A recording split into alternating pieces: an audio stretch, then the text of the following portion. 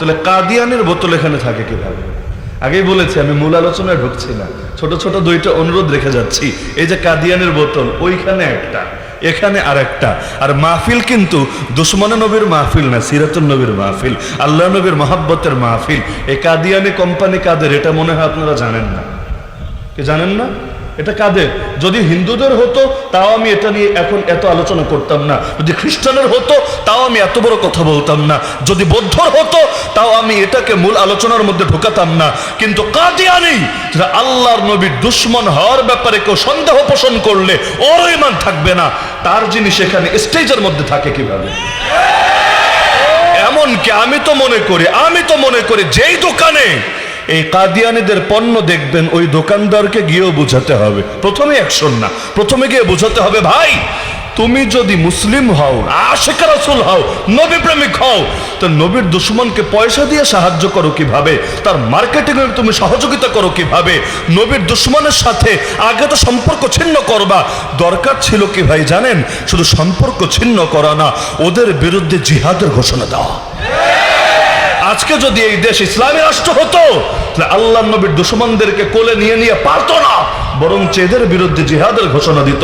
বলা হতো যে তোদের ভেতরে যত সংশয় সন্দেহ আছে উপস্থাপন কর, আমাদের হুজুররা জবাব দিবে। এই দেশের হুজুর না পারলে বিদেশ থেকে প্রয়োজনে হুজুর আনা হবে। কিন্তু সব বুঝানোর পরও যদি ঘাড়তেরামি করিস, তারপরও যদি আমার নবীর শানে বেয়াদবি জারি রাখিস, তাহলে একটাই শাস্তি, গুস্তাখ রাসূল কি এক হি সাজা, সরতান সে জুদা, সরতান সে জুদা।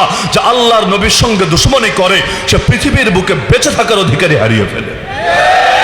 যেখানে মাসালা এত কঠোর, সেখানে আমরা এই কাজ করি কিভাবে? দুঃখ লাগে।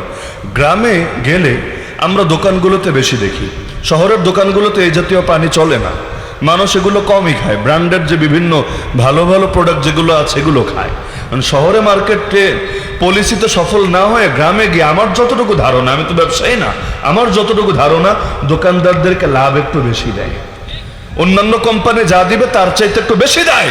তারা চিন্তা করে, আরে কয়টা টাকা বেশি পাবো, সারাদিনে কামাই করবোই আর কত, যদি আরো এর সাথে 100-200 বাড়ে লাভই তো, লসের কি আছে? এই লাভ দিয়ে কি হবে? যেই লাভ গ্রহণ করার জন্য নবীর দুশমনদের সহযোগিতা করা লাগে। সুতরাং আমি প্রত্যেককে অনুরোধ করব, যতদিন বেঁচে থাকবেন জমিনের বুকে আল্লাহ নবীর দুশমনদের সহযোগী হবেন না, পারলে নবী প্রেমিকদের খেদমত করবেন, না পারলেও অন্তত নবীর দুশমনদের সহযোগী হবেন না। পারবেন না ইনশাআল্লাহ?